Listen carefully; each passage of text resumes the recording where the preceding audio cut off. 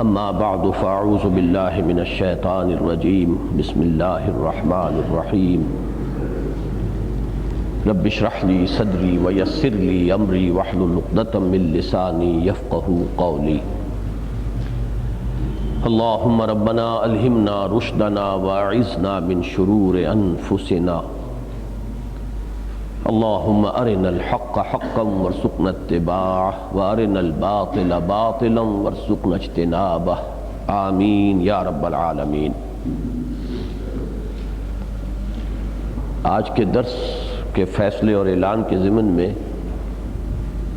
ایک گڑبڑ ہو گئی تھی جس کا ظاہری نتیجہ سامنے ہے، یعنی شرکاء کی تعداد بہت کم ہے۔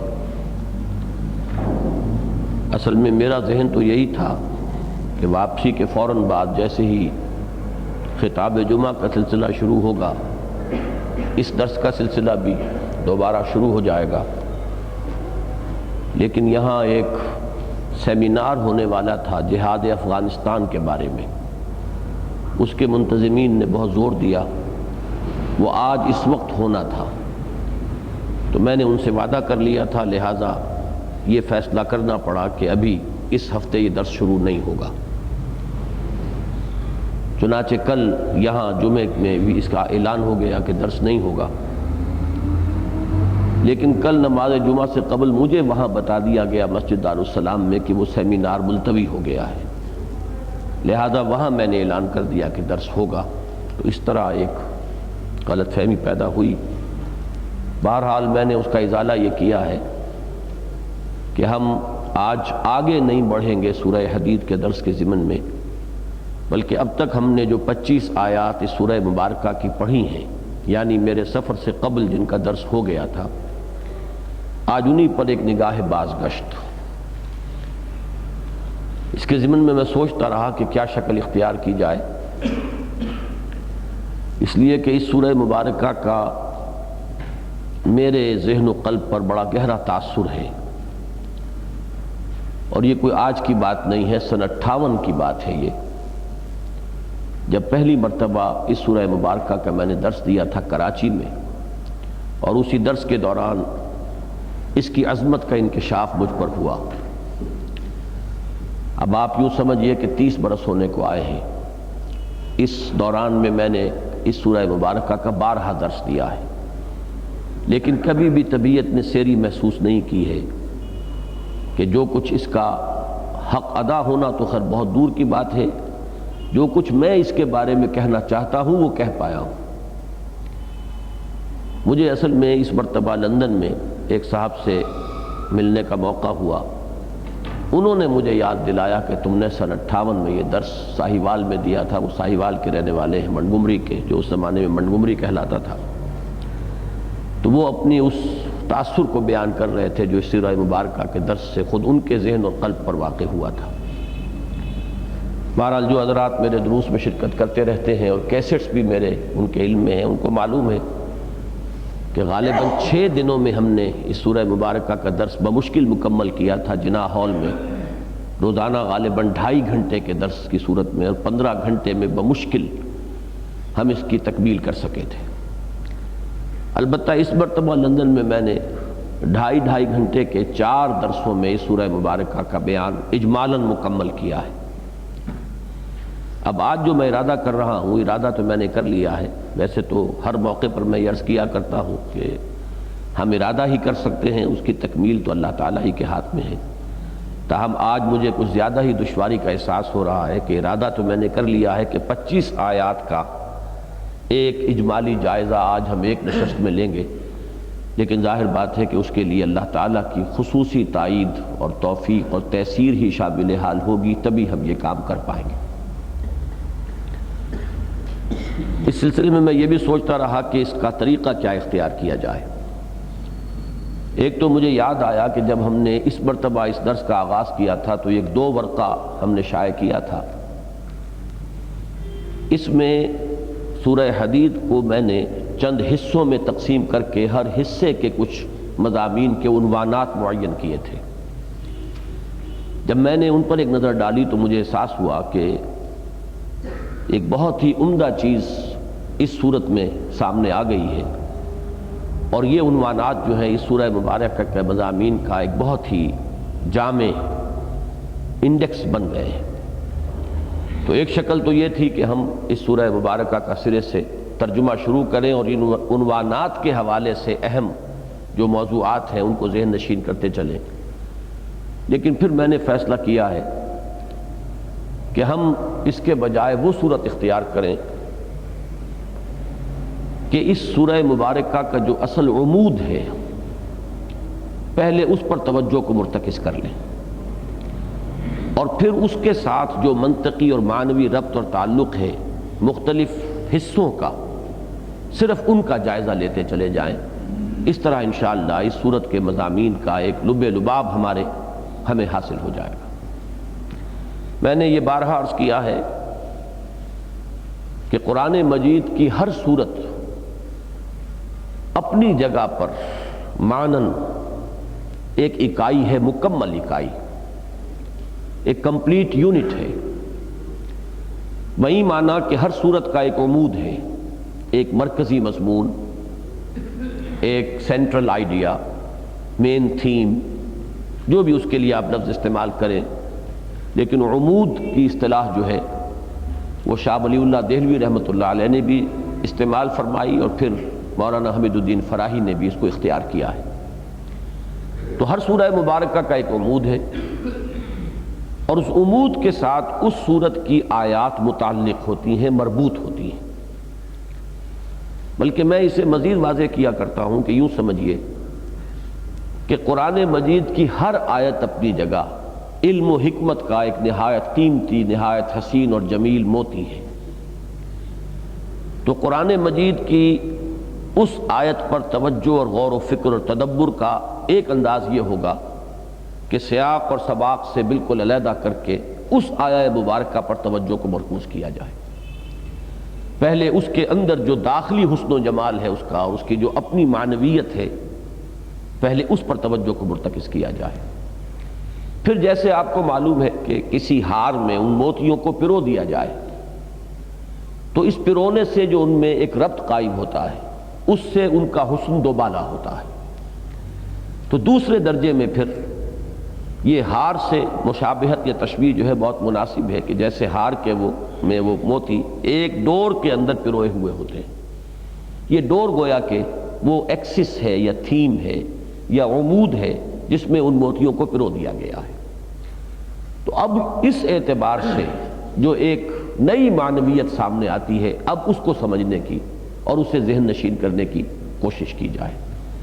تو ہمارا درس جو بالعموم ہوتا ہے وہ تو پہلے انداز میں ہوتا ہے کہ ہر آیت پر غور ہو، اس کے ایک ایک لفظ پر توجہ کی جائے، وہ اپنی جگہ پر جو ایک شہر معنی ہے اس کے مختلف گوشوں کو، پہلوؤں کو خوب اچھی طریقے سے امکانی حد تک ان کی سیر کی جائے۔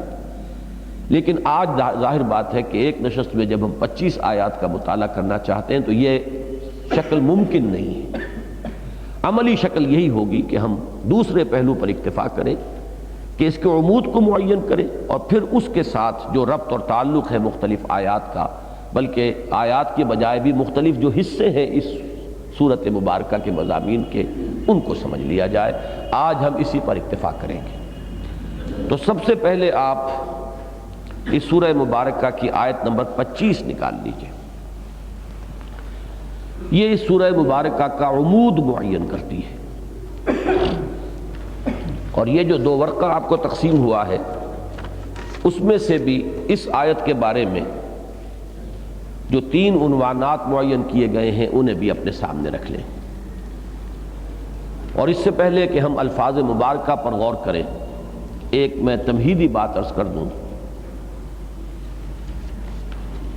دین کے ہمارے معاشرے میں متعدد تصورات اس وقت رائج ہیں۔ ایک خالص ریچولسٹک تصور بھی ہے، خالص رسوماتی تصور، چند اعمال ہیں، چند افعال ہیں، ان کے ظاہر کو مضبوطی کے ساتھ تھام کر بیٹھے ہوئے ہیں، اس کے سوا بقیہ پوری زندگی میں کوئی سروکار نہیں ہے، کوئی ریفرنس نہیں ہے کہ دین کیا چاہتا ہے۔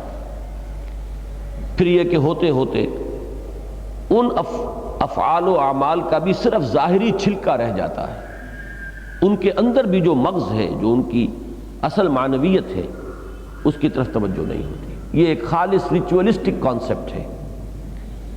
میں اس کے برعکس ایک تصور کے لیے جو دین کا میرے نزدیک صحیح تصور ہے، 4 الفاظ آپ کے سامنے رکھنا چاہتا ہوں۔ ان الفاظ کو پہلے ذہن نشین کریں۔ 2 انگریزی کی اصطلاحات ہیں، ایکٹیوسٹ کانسیپٹ یا ڈائنامک کانسیپٹ آف اسلام۔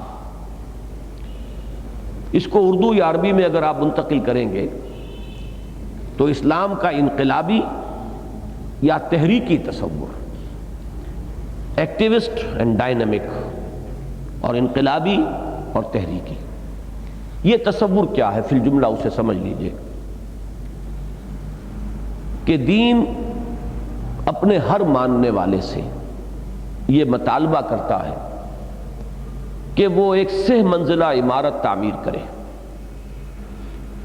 اس عمارت کی بنیاد ایمان ہے۔ پہلی منزل پر 4 ستون ہیں، نماز، روزہ، حج اور زکوٰۃ۔ ان میں اہم ترین ستون عماد الدین نماز ہے۔ اس کے بعد پہلی چھت آتی ہے اسلام، اطاعت، عبادت، ہمہ تن ہمہ وجوہ اللہ کا بندہ بن جانا، سر تسلیم خم، total submission to the will of God. جو حکم ہو سر آنکھوں پر، جس چیز سے روک دیا جائے رک جائے، جس چیز کا حکم دیا جائے بجانا۔ ما آتاکم الرسول فخذوہ وما نہاکم عنہ فانتہوا۔ اب ظاہر بات ہے کہ رسول بھی اپنے جی سے تو کچھ نہیں کہتے۔ وما ينطق عن الهوى ان هو الا وحی یوحی، وہ وحی خفی ہو یا وحی جلی ہو، اس کا منبع اور سرچشمہ تو ذات باری تعالیٰ ہے۔ تو اب یہ 4 الفاظ جو ہیں، اسلام، اطاعت، تقوی اور عبادت، ٹوٹل اوبیڈینس، پرستش جمع بندگی، ہمہ تن بندہ بن جانا، اس کی محبت کے جذبے سے سرشار ہو کر، یہ پہلی منزل ہے۔ دوسری منزل، اب اسی کی دعوت، اسی کی تلقین، اسی کی تبلیغ، اسی کا پرچار، اس کو دوسروں تک پہنچانا۔ اس کے لیے لفظ تبلیغ بھی ہے، اس کے لیے لفظ دعوت بھی ہے۔ ادع الی سبیل ربک، اس کے لیے امر بالمعروف اور نہی عن المنکر بھی ہے۔ کنتم خیر امۃ اخرجت للناس تأمرون بالمعروف وتنہون عن المنکر ولتکن منکم امۃ یدعون الی الخیر ویأمرون بالمعروف وینہون عن المنکر وَأُولَٰئِكَ هُمُ الْمُفْلِحُونَ۔ اس کے لیے جامع ترین اصطلاح شہادت، حجت قائم کر دینا، گواہی، کہ لوگ اللہ کے ہاں یہ عذر پیش نہ کر سکیں کہ اللہ ہمیں معلوم نہیں تھا۔ اس درجے تک حجت قائم کر دینا، اگنورنس پلیڈ نہ کر سکیں کہ ہمیں پتہ نہیں ہے۔ جب تک یہ حجت قائم نہیں ہوتی، جو اصل میں مقام مقصود و مطلوب ہے وہ حاصل نہیں ہوتا۔ اس درجے میں دعوت، اس درجے میں تبلیغ، اس درجے میں نشر و اشاعت، اللہ کے پیغام کا اس طریقے سے عام کر دینا، اس طرح اس کو مبرہن کر دینا، اس کو دلائل کے ساتھ، اس کو موعظہ حسنہ کی شکل میں، اس کو جدال حسنہ کی صورت میں اس طرح روشن کر دینا کہ یہ نہ کہا جا سکے کہ ہم تک بات پہنچائی نہیں گئی، ہمیں تو معلوم نہیں ہوا۔ رسلا مبشرین ومنذرین لئلا یکون للناس علی اللہ حجۃ بعد الرسل۔ اس کے لیے لفظ شہادت علی الناس، اور 2 جگہ قرآن مجید میں جیسے امر بالمعروف نہی عن المنکر کو قرار دیا گیا کہ وہ امت مسلمہ کا مقصد وجود ہے، مقصد تاسیس ہے۔ کیوں بنائی گئی یہ امت؟ اس میں 2 اصطلاحات آئی ہیں، یا امر بالمعروف و نہی عن المنکر جو میں بیان کر چکا، اور یا شہادت علی الناس۔ سورہ حج کے آخر میں فرمایا لِيَكُونَ الرَّسُولُ شَهِيدًا عَلَيْكُمْ وَتَكُونُوا شُهَدَاءَ عَلَى النَّاسِ، اور سورہ بقرہ میں فرمایا وَكَذَلِكَ جَعَلْنَاكُمْ أُمَّةً وَسَطًا لِتَكُونُوا شُهَدَاءَ عَلَى النَّاسِ وَيَكُونَ الرَّسُولُ عَلَيْكُمْ شَهِيدًا۔ یہ دوسری منزل ہے۔ تیسری منزل ہے، اب یہ چوٹی ہے، ذروۃ السنام منہ، وہ ہے اقامت دین، اس دین کو غالب کرنا، قائم کرنا، نافذ کرنا، اللہ کی حکومت قائم کر دینا، اللہ کی کبریائی کا نفاذ، کلمت اللہ اسی کو علیا بنا دینا، سب سے بلند کر دینا، بول بالا ہو جائے، لتکون کلمت اللہ العلیٰ۔ اسی کے لیے ایک اصطلاح ہے، اللہ کا دیا ہوا نظام عدل و قسط قائم ہو جائے، لوگ اس پر کاربند ہو جائیں۔ یہ میں نے خاص طور پر اس لیے کہا ہے کہ نظام عدل و قسط کی مختلف تعبیرات ہو سکتی ہیں۔ مثلا جس زمانے میں یورپ میں بادشاہت کے خلاف جد و جہد ہو رہی تھی اور لوگوں کے حقوق کی بازیافت کے لیے کوشش ہو رہی تھی، تو ایک تصور سامنے آیا کہ یہ بادشاہت اور یہ جاگیرداری ظلم ہے۔ کچھ لوگ زمین کے مالک بن کر بیٹھ گئے ہیں اور باقی انسان جو ہیں وہ ان کے کمی کاری، ان کی رعیت بن کر رہ گئے ہیں، ان کی ملکیت بن کر رہ گئے ہیں، ظلم ہے۔ اب ظاہر بات ہے جس معاشرے میں جس ظلم کا بھی تصور ابھرے گا، اس کا شعور پیدا ہوگا، اس کے مقابلے میں کوئی تصور عدل بھی آئے گا۔ یوں ہونا چاہیے، انصاف کا تقاضا یہ ہے، اور اس کے لیے جد و جہد ہوگی، پھر کشمکش ہوگی۔ اسی طریقے سے جب سرمایہ داری کی ایک لعنت مسلط ہوئی تو پھر ایک شعور ابھرا کہ یہ تو سرمایہ داری جو ہے سرمایہ لعنت بن گیا ہے، اس نے تو انسانوں کو مفلوج کر کے رکھ دیا ہے۔ ایک کارخانے دار گویا کہ مالک بن گیا قسمتوں کا، مزدور کی کوئی حیثیت نہیں ہے۔ اب یہ بھی ایک شعور ابھرا کہ یہ ایک ظلم ہے، ناانصافی ہے، یہ صحیح ڈیلنگ نہیں ہے، فیئر پلے نہیں ہے۔ اس کے بالمقابل ایک تصور عدل ابھرا۔ اس تصور عدل کے لیے پھر وہی کشمکش، وہی جد و جہد، وہی انقلاب۔ تو کوئی نہ کوئی تصور عدل ہوگا، کسی نہ کسی ظلم کے پس منظر میں اس کا ایک شعور جو ہے ابھرے گا اور اس کو قائم کرنے کے لیے جد و جہد ہوگی۔ یہی دنیا میں انقلابوں کی تاریخ جو ہے ایک نٹ شیل میں آپ اس کا خلاصہ یہی نکال سکتے ہیں۔ تو اسی لیے میں نے کوالیفائی کیا اللہ تعالیٰ کا دیا ہوا نظام عدل و قسط ہمارے لیے محض عدل و قسط جو ہے مجرد اصطلاح وہ نہیں ہے، بلکہ اللہ کا عطا کردہ نظام عدل و قسط، اس کے قیام کی جد و جہد، اس میں تن من دھن لگا دینا۔ اب یہ ہے ایک کانسیپٹ 3 منزلہ عمارت کا۔ یہ تو یقیناً ہے کہ انسان چلے گا نیچے سے اوپر کی طرف، قدم بہ قدم بڑھے گا، لیکن یہ کہ اس کی نگاہ جمی رہنی چاہیے کہ مجھے وہاں جانا ہے۔ یہ اگر ہوگا تو پھر وہ ابتدائی مراحل کو طے کرتے ہوئے گم ہو کر نہیں رہ جائے گا کہ اسی کا ہو کر رہ جائے۔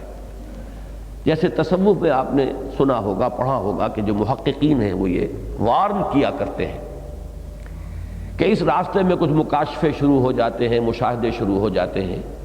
یہ مکاشفات اور مشاہدات اور یہ کرامات یہ اس راستے کی آفات ہیں، یہ اپنے اندر جذب کر لیتی ہے۔ بڑی دلچسپی محسوس ہوتی ہے آدمی کو، مجھے یہ معلوم ہو گیا، انہیں معلوم نہیں ہو رہا، مجھے یہ نظر آیا، ان کو یہ نظر نہیں آیا۔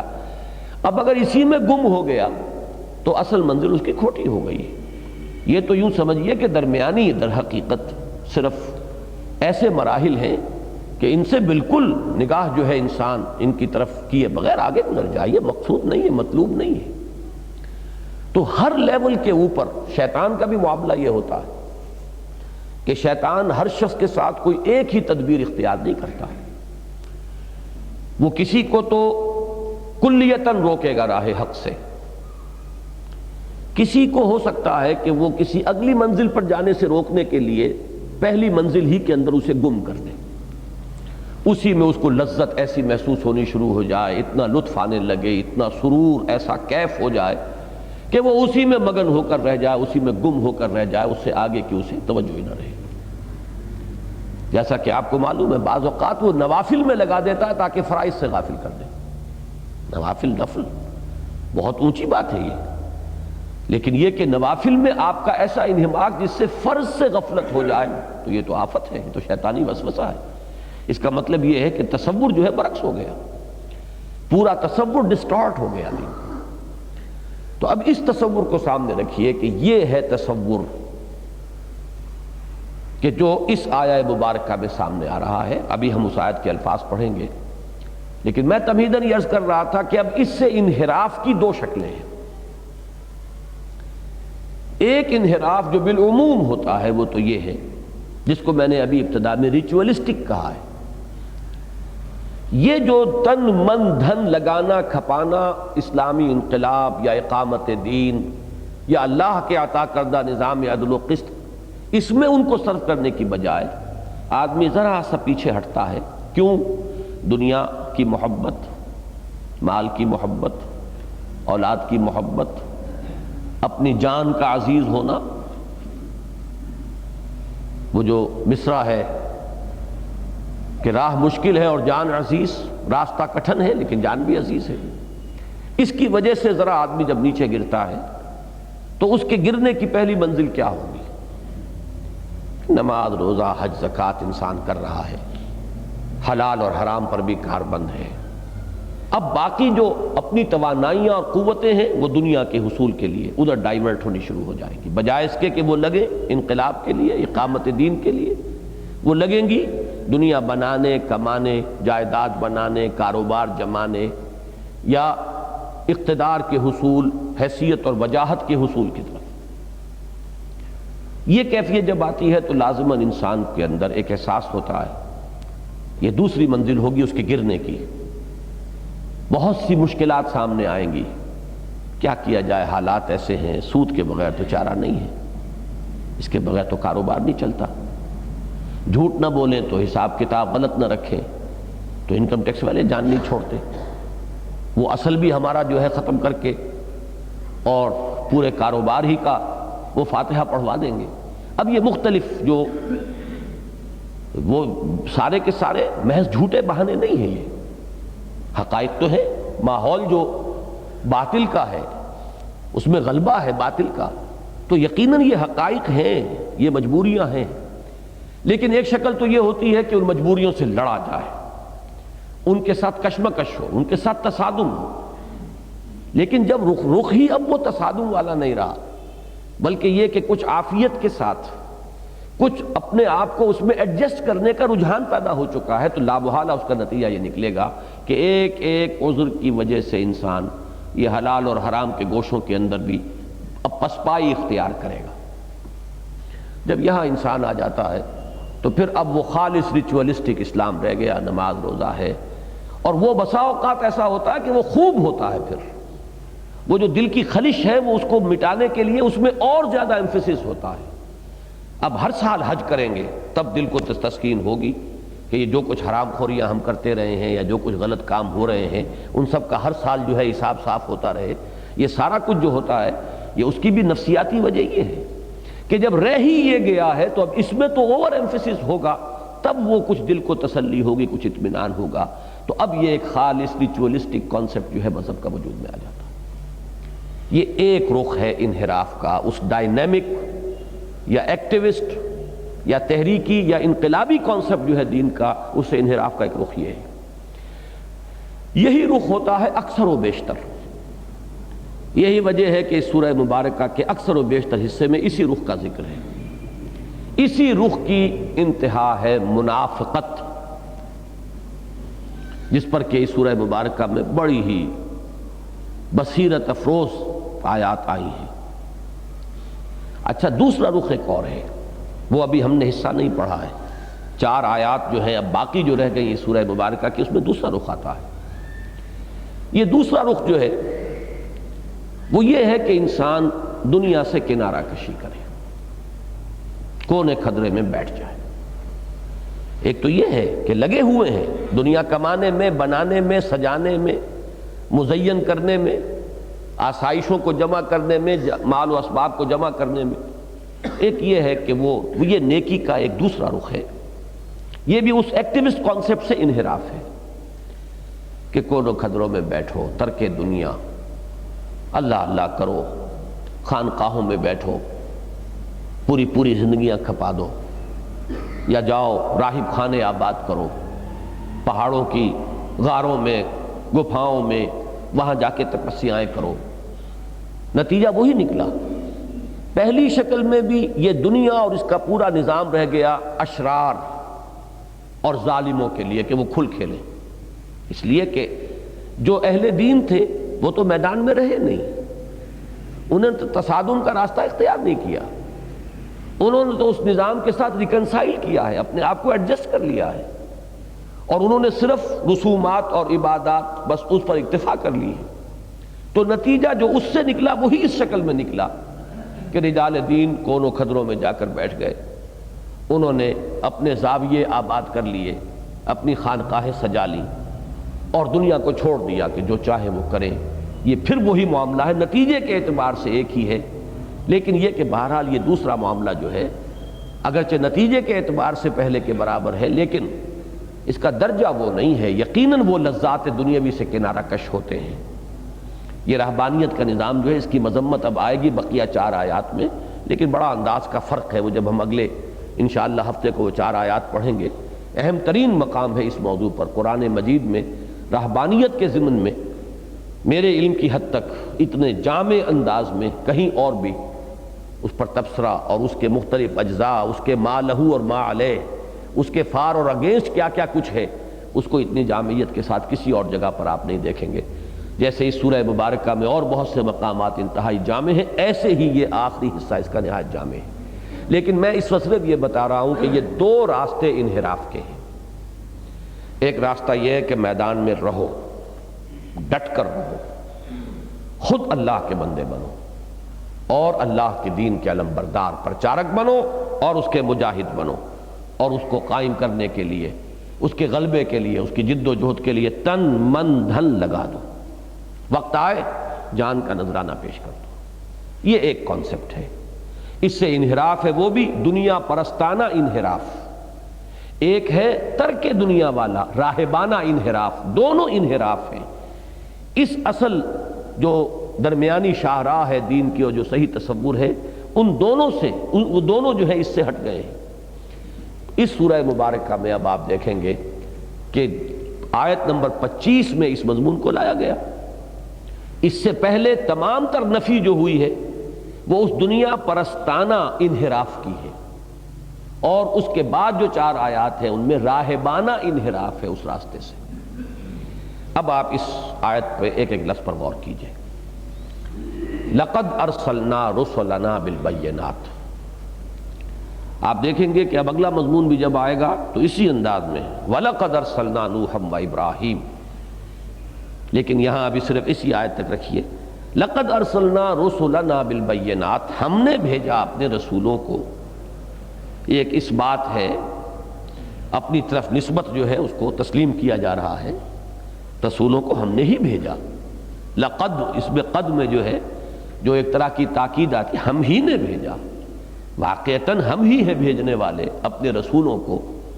بالبینات، بینہ روشن چیز، از خود روشن، از خود واضح، جس کے لیے کسی اضافی دلیل کی اور وضاحت کی ضرورت نہ ہو۔ تو یہ لفظ اگرچہ دونوں معنی میں استعمال ہوتا ہے، جیسے کہ آ چکا ہے اس سے پہلے اسی سورہ مبارکہ کے پہلے رکوع میں آیاتم بینات، یہ آیات روشن آیات قرآن مجید کی۔ لیکن جب تنہا یہ آتا ہے تو عام طور پر اس کے معنی معجزات ہوتے ہیں، رسولوں کو معجزات جو دیے گئے، جن سے یہ مبرہن ہو جاتا تھا کہ یہ اللہ کے رسول ہیں، خالق کائنات کے نمائندے ہیں۔ جو یہ نشانی دکھا رہے ہیں وہ نشانی انسان کے بس میں نہیں ہے کہ اس کو وجود میں لا سکے۔ وَأَنزَلْنَا مَعَهُمُ الْكِتَابَ وَالْمِيزَانَ لِيَقُومَ النَّاسُ بِالْقِسْطِ، اور اتاری ہم نے ان کے ساتھ کتاب بھی اور میزان بھی۔ یہ میزان ہے وہ نظام عدل و قسط جو اللہ کا عطا کردہ میزان، یہ اللہ کی میزان، جس میں طے کر دیا جائے گا کس کے کیا حقوق ہیں، کیا فرائض ہیں، کیا کسی سے لیا جائے گا، کیا اسے دیا جائے گا، what is due from him and what is due to him۔ یہی سارا معاملہ ہے نظام اجتماعی کے اندر، اسی کا توازن کہ کسی سے کیا شے واجب ہے لی جانی اور کیا شے واجب ہے اس کو دی جانی، حقوق و فرائض کا ایک توازن۔ اصل میں یہ 2 لفظ جو ہیں یہ بھی اعتباری ہیں، ایک شخص کا جو فرض بنتا ہے دوسرے کا وہ حق بنتا ہے۔ تو اس اعتبار سے بیوی کے جو فرائض ہیں وہ گویا کہ شوہر کے حقوق ہیں، اور بیوی کے جو حقوق ہیں وہ گویا کہ شوہر کے فرائض ہیں۔ تو یہ فرائض اور حقوق کا ایک بیلنس ہے، ایک نظام ہے، اور وہی نظام ہے کہ جس کو المیزان سے یہاں تعبیر کیا جا رہا ہے۔ لیکن اہم ترین بات یہ کہ یہ کیوں دیا ہم نے، لِيَقُومَ النَّاسُ بِالْقِسْطِ، تاکہ لوگ قائم ہوں اس عدل اور انصاف پر۔ یہ ساری جو ہے انگریزی کا لفظ استعمال کرتا ہوں، ایکسرسائز ان فیوٹیلیٹی، معاذ اللہ، اگر وہ قائم ہی نہیں ہوتا تو یہ سب کچھ ایکسرسائز ان فیوٹیلیٹی شمار ہو جائے گا۔ کس لیے رسولوں کو بھیجا، کس لیے ایک میزان نازل کی، کس لیے شریعت نازل کی، کیوں ان کو معجزات دیے، ان سب کا تو پھر کوئی ہدف نہیں، کوئی اس کا مقصود نہیں۔ مقصود یہ ہے لِیَقُومَ النَّاسُ بِالْقِسْطِ، یہ لام سے جو اس کی غایت معین ہو رہی ہے، یہ سب کچھ ہم نے اس لیے کیا۔ لَقَدْ أَرْسَلْنَا رُسُلَنَا بِالْبَيِّنَاتِ وَأَنزَلْنَا مَعَهُمُ الْكِتَابَ وَالْمِيزَانَ لِيَقُومَ النَّاسُ بِالْقِسْطِ، تاکہ لوگ عدل پر قائم ہوں۔ پھر یہاں نوٹ کیجئے، میں پہلے عرض کر چکا ہوں، عدل سے مراد کسی اور کا اپنا کوئی ذہن کا گھڑا ہوا نظام عدل و قسط نہیں، اگرچہ یہاں پر لفظ عام ہے، لوگ عدل پر قائم ہوں، لیکن اس عدل کا تعین ہوگا میزان خداوندی سے، جو میزان اللہ نے نازل فرمائی وہ عدل قائم۔ اس لیے کہ آج کل جو یہ بحث چل نکلی ہے قائد اعظم اور علامہ اقبال کے حوالے سے، اب 3 الفاظ تو نوٹ کر لیے ہیں لوگوں نے، اصول حریت و اخوت و مساوات، لیکن اخوت و حریت و مساوات کی ایک تعبیر وہ ہے جو سوشلزم پیش کرتا ہے، اسی حریت و اخوت و مساوات کی ایک تعبیر وہ ہے کہ جو کیپٹلزم یا سیکولرزم کے حوالے سے سامنے آتی ہے۔ تو محض الفاظ سے تو کوئی بات نہیں بنے گی جب تک یہ معین نہ ہو کہ اس کا فریم آف ریفرنس کیا ہے۔ اصول اخوت و حریت و مساوات کس معیار کے حوالے سے؟ تو جب تک کہ اس کے ساتھ کوالیفیکیشن نہ ہو کہ اسلام کے حوالے سے، قائد اعظم کے مشہور جملے میں تو یہ موجود ہے، اسلام کے اصول اخوت و حریت و مساوات کا ایک نمونہ ہم اس دنیا کے جدید دنیا کے سامنے پیش کرنا چاہتے ہیں، اس لیے ہم پاکستان چاہتے ہیں تاکہ ہم وہاں پر ایک عملی نمونہ پیش کر کے مثال قائم کر سکیں۔ وہاں کوالیفیکیشن اسلام کے لفظ موجود ہے، لیکن یہ کہ اس سے ہٹ کر اب ذرا لوگ جو ہے باتیں آگے، جسٹس جاوید اقبال صاحب جس فلسفے کو اب آگے بیان کر رہے ہیں، تو اس میں ان چیزوں کو مجرد جب لیا جائے گا تو پھر تو اس خاکے جو چاہیں آپ رنگ بھر دیں۔ اخوت و مساوات و حریت کی تو مختلف تعبیرات ہو سکتی، تو اس لیے میں نے آج عرض کیا خاص طور پر کہ وہ میزان جو اللہ نے نازل فرمائی اس کے حوالے سے عدل و قسط قائم ہونا چاہیے۔ یہ ہے کہ وہ ہدف ہے آخری جس کے لیے یہ سارا کام اللہ نے کیا۔ دیکھیے میں نے جو یہاں پہ اس کے لیے عنوانات معین کیے تھے، اس میں پہلا عنوان یہی تھا، بعثت انبیاء و رسل اور انزال کتاب و شریعت کا اصل مقصد قیام نظام عدل و قسط۔ اس کے بعد اب یہاں اس آیہ مبارکہ میں ایک خلا ہے، فل ان دی گیپس یا فل ان دی بلینک جو ہے وہ ہمیں کرنا ہوتا ہے۔ قرآن مجید میں ظاہر بات ہے کہ ہر جگہ پر ہر بات اپنی پوری تفاصیل اور تمام پہلوؤں سمیت تو نہیں آئے گی، اس کے لیے لازماً ہمیں پورے قرآن مجید کو سامنے رکھنا ہوگا۔ یہاں تو ایسا محسوس ہوتا ہے کہ فوراً ذکر آ گیا وَأَنزَلْنَا الْحَدِيدَ، ہم نے لوہا اتارا، تو کیا فوری طور پر لوہے کا استعمال ہو جائے گا؟ کیا فوری طور پر قوت کا استعمال ممکن ہے؟ نہ یہ ممکن ہے اور نہ یہ کبھی ہوا ہے۔ تو درمیان میں جو یہاں خلا ہے، اس خلا کے لیے میں نے ایک عنوان معین کیا ہے، نوٹ کیجئے، دعوت و تذکیر کے ذریعے اتمام حجت کے بعد مخالفین و مانعین کی سرکوبی کے لیے قوت کا استعمال۔ اس میں جو گیپ ہے وہ کیا ہے؟ وہ دعوت، تبلیغ، وہ جو درمیانی منزل ہے۔ آپ کو اتمام حجت بھی کرنا ہے، دعوت و تبلیغ ہے، تلقین ہے، اپنے نظریات کی اشاعت ہے، توحید کا پرچار ہے، ایمان کی دعوت ہے، ایمان کو دلوں میں راسخ کرنا ہے۔ اب یہ تمام جد و جہد جو ہے اس کے 2 نتیجے نکلیں گے۔ نمبر 1 یہ کہ اسی کے نتیجے میں تو آپ کو مین پاور ملے گی، جو سلیم الفطرت لوگ کھنچتے چلے آئیں گے، جیسے آپ نے کہیں مقناطیس رکھا اور لوہ چون جسے کہا کرتے تھے، وہ جو ہے کھنچتا آئے گا اس کی طرف۔ تو اگر آپ کی یہ دعوت، تذکیر، تبشیر، انذار، قرآن کے ذریعے سے اس فکر کا، انقلابی فکر کا پھیلانا، اس کی نشر و اشاعت، اسی کے نتیجے میں معاشرے کے اندر سے جن لوگوں کے اندر بھی سلامتی طبع ہے، سلامتی فکر ہے، جن کی فطرتیں مسخ نہیں ہو گئی ہیں، وہ جلد یا بدیر ادھر کھنچتے چلے آئیں گے۔ انہی سے اب قوت وجود میں آئے گی، انہی سے وہ طاقت جو ہے فراہم ہوگی کہ جو بعد میں اس لوہے کی طاقت کو استعمال کر سکے۔ ورنہ ظاہر بات ہے کہ محمد الرسول اللہ صلی اللہ علیہ وسلم نے جب دعوت کا آغاز فرمایا تو آپ کے پاس وہ طاقت موجود نہیں تھی. عصا نہ ہو تو کلیمی ہے کار بے بنیاد، لیکن وہ عصا تو محمد الرسول اللہ صلی اللہ علیہ وسلم کو خود بنانا پڑا، وہ طاقت فراہم کرنی پڑی. وہ قوت جو ہے اس کے لیے دعوت، تلقین، نصیحت، اس کے لیے تبلیغ، اس کے لیے ہر طرح سے ہر ممکن طریقے پر. آج یہ صبح فجر میں جو آیت آئی تھی لِيَقُولُوا دَرَسْتَ، تاکہ وہ پکار اٹھیں کہ آپ نے حق ادا کر دیا.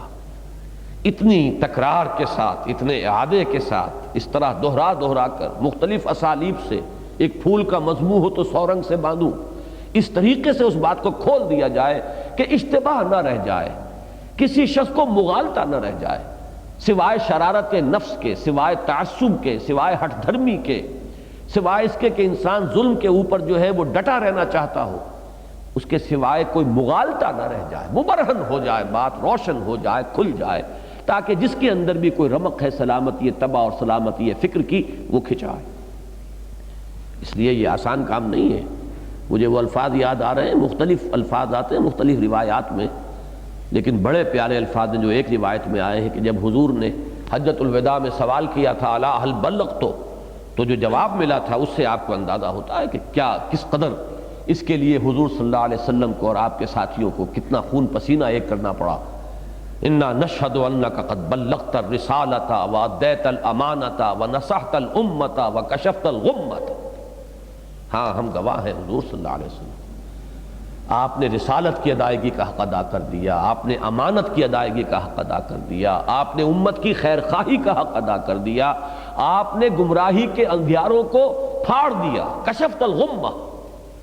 یہ تمام الفاظ بتا رہے ہیں کہ یہ ہے وہ دوسری منزل، دعوت، تبلیغ، تلقین، انذار، تبشیر، تذکیر، وعظ، نصیحت، دعوت بالحکمہ، دعوت بالموعظۃ الحسنہ، دعوت بالجدال الحسنہ.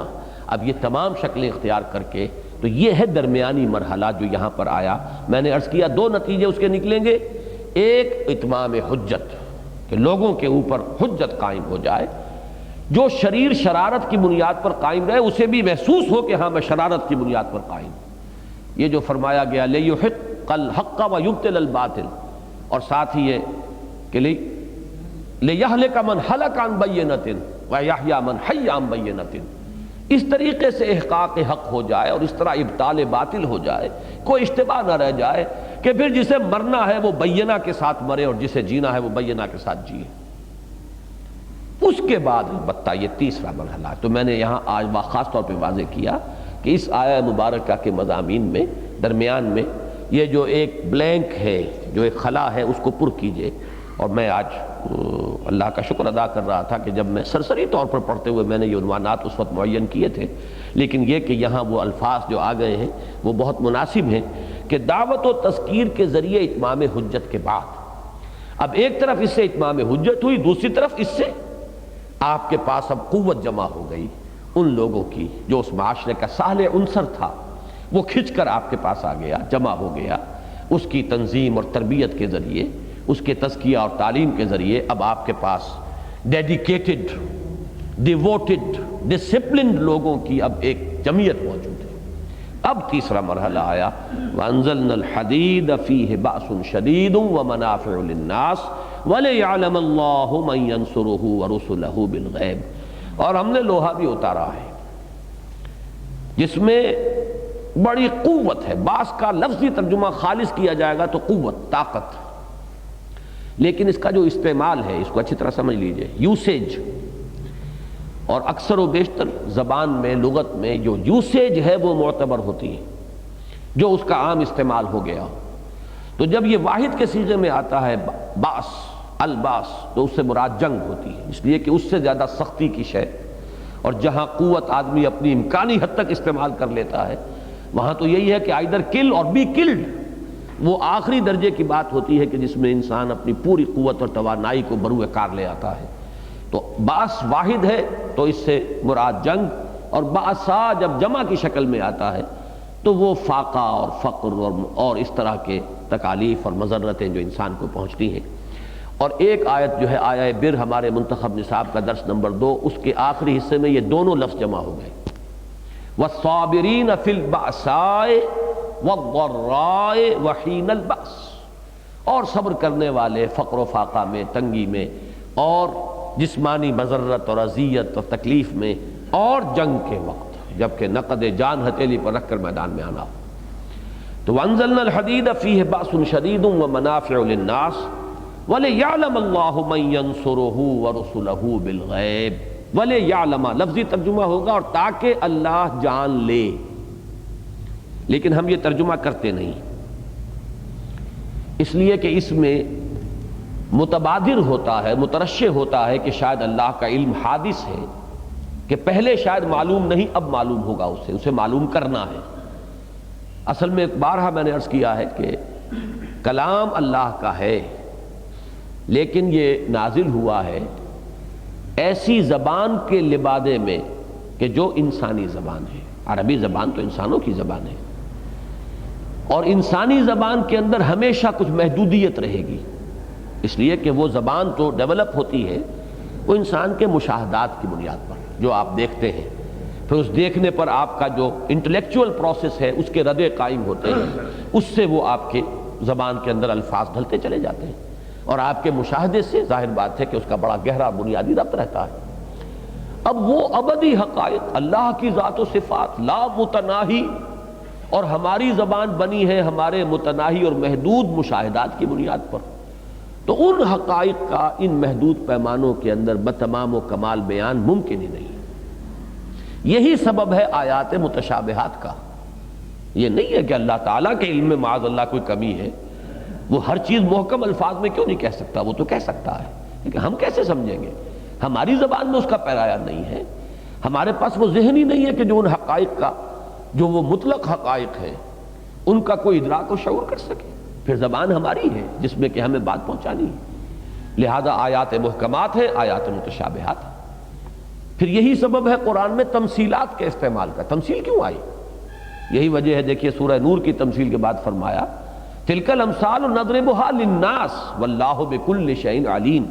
اللہ تو ہر چیز کا علم کامل رکھتا ہے، ہر شے اس کو معلوم ہے جیسے کہ وہ ہے، اسے کسی تمثیل کی حاجت نہیں ہے۔ انسان محتاج ہے تمثیل کا، کہ ان لطیف حقائق تک جب اس کا ادراک و شعور نہیں پہنچ پاتا تو اس سے کم تر، اس کے اپنے دائرہ مشاہدات کے اندر جو چیز ایسی ہو کہ جو اس سے قریب تر اس کے ذہن کو لا سکے، تو ظاہر بات ہے کہ انسان کی مجبوری یہ ہے، انسان کی احتیاج یہ ہے کہ تمثیلات کے پیرائے میں اسے وہ جو ابدی حقائق ہیں اور جو لطیف ترین حقائق ہیں ان کا کچھ دھندلا تصور دے دیا جائے۔ تو یہ بات ذہن میں رکھیے کہ وَلِيَعْلَمَ لفظی ترجمہ ہوگا تاکہ اللہ جان لے، لیکن نہیں، ہم کہیں گے تاکہ اللہ اس کو ظاہر کر دے، کھل جائے، واضح ہو جائے، دودھ کا دودھ پانی کا پانی جدا ہو جائے۔ مَن يَنصُرُهُ وَرُسُلَهُ بِالْغَیب۔ اب اس کو پھر نوٹ کیجئے، زندگی کا بنیادی فلسفہ از روئے قرآن، حیات دنیاوی میں میری مراد ہے، دنیا سے، اس زندگی سے، اس وقت قرآن کی روح سے اس کا بنیادی فلسفہ، اس کی غرض و غایت امتحان ہے۔ خلق الموت والحیات لیبلوکم ایکم احسن عملا۔ اب یہ امتحان جو ہے نہ معلوم کتنے اس کے مراحل ہیں۔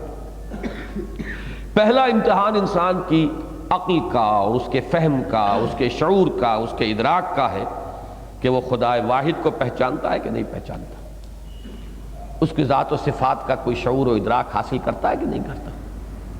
یہ پہلا امتحان۔ دوسرا امتحان اب اس کے عمل کا امتحان ہے، اس کی سیرت و کردار کا، کہ اب وہ اس کے اوپر عمل کرتا ہے کہ نہیں کرتا، چاہے اللہ کی بات ماننے میں نقصان نظر آ رہا ہو، چاہے اللہ کے کسی منع کی ہوئی چیز میں بظاہر فوری نفع نظر آ رہا ہو، اس کو چھوڑتا ہے کہ نہیں چھوڑتا۔ وہ نقد کو چھوڑ کر وہ ادھار جو ہے، ادھار ہے، جنت تو ادھار ہے، وہ تو اس آخرت میں ملنے والی ہے۔ عام اصول تو یہ ہے کہ نو نقد نہ تیرا ادھار، لیکن یہ اس نقد کو چھوڑ کر اس ادھار پر بھروسہ اس کا اتنا ہے کہ اس کے لیے اس نقد کو چھوڑنے کے لیے تیار ہو جائے۔ یہ امتحان ہے۔ تو یہ تو امتحان ہے۔ مجھے یاد آیا کہ ایک چھوٹا سا مضمون ہے حضرت ابراہیم علیہ السلام سے متعلق، اور مجھے یاد آ رہا ہے ڈاکٹر شیر بہادر خان پنی نے اس کی بہت تعریف اور تحسین فرمائی تھی، اس لیے کہ اس میرے مضمون میں کچھ مولانا ابوالکلام آزاد کا سا انداز ہے، اور وہ مولانا ابوالکلام آزاد کے انتہائی گرویدہ اور بلکہ عاشق زار تھے۔ تو میں نے اس میں یہ درجہ بدرجہ حضرت ابراہیم علیہ السلام، قرآن مجید چونکہ کہتا ہے وَإِذِ ابْتَلَىٰ إِبْرَاهِيمَ رَبُّهُ بِكَلِمَاتٍ فَأَتَمَّهُنَّ، یہ حضرت ابراہیم کی زندگی کا گویا کہ لب لباب ایک جملے کے اندر ہے۔ قدم قدم پر امتحان آئے۔ پہلے عقل و فطرت کا امتحان تھا کہ شرک کے گھٹا ٹوپ اندھیرے ہیں جس ماحول میں شعور کی آنکھ کھول رہا ہے اللہ کا ایک بندہ، لیکن ان گھٹا ٹوپ اندھیروں میں توحید کو دیکھنا، توحید تک رسائی حاصل کرنا، یہ ان کی فطرت اور ان کی عقل سلیم کا امتحان تھا۔ وہ اس کو پاس کر گئے۔ انی وجہت وجہی للذی فطر السماوات والارض حنیفا وما انا من المشرکین۔ اب امتحان شروع ہوئے، اب اپنے معاشرے سے ٹکراؤ ہو گیا، اب پورے گھر میں والد جو ہے وہ گھر سے نکال رہے، اراغب انت عن آلہتی یا ابراہیم لئن لم تنتہ لارجمنک واہجرنی ملیہ قال سلام علیک ساستغفر لک ربی انہ کان بی حفیہ۔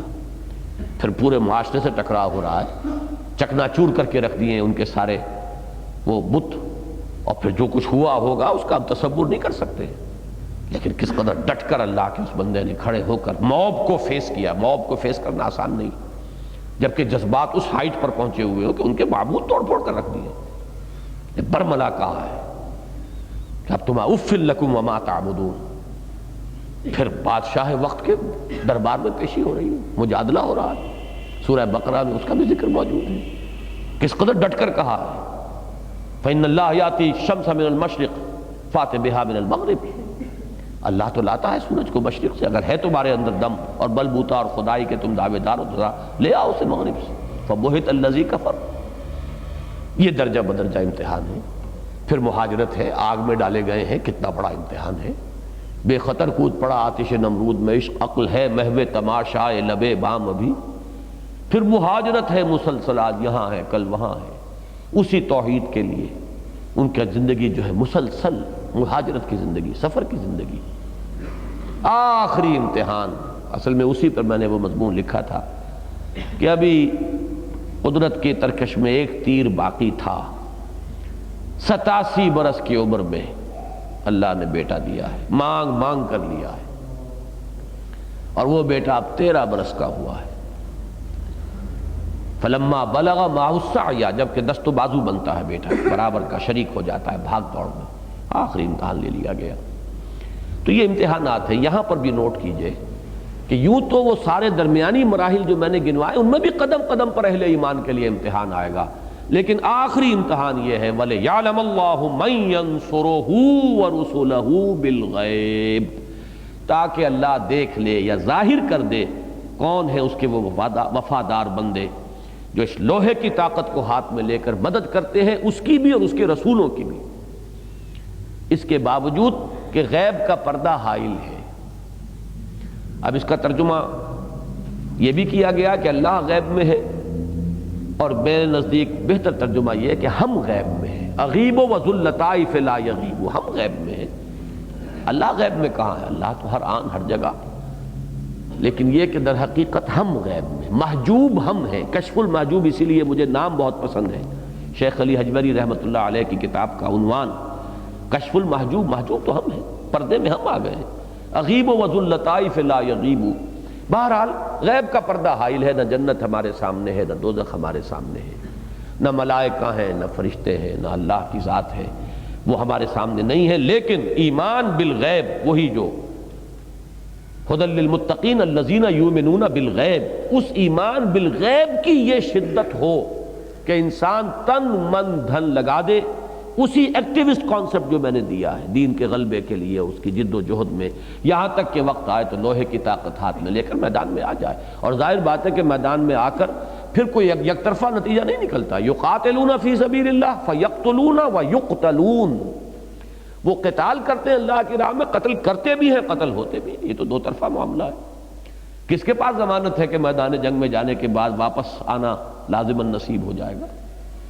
اگر حضرت حمزہ نہیں آ سکے، اسد اللہ و اسد رسول ہی، برچھا پار ہو گیا، لیکن یہ ہے کہ یہ ہے آخری امتحان بندہ مومن کی وفاداری کا، اس کی صداقت کا، اس کے حقیقی ایمان اس کے اندر ہے یا نہیں، اس کے اندر اللہ تعالیٰ کی اور اس کے رسول کی واقعی محبت ہے کہ نہیں۔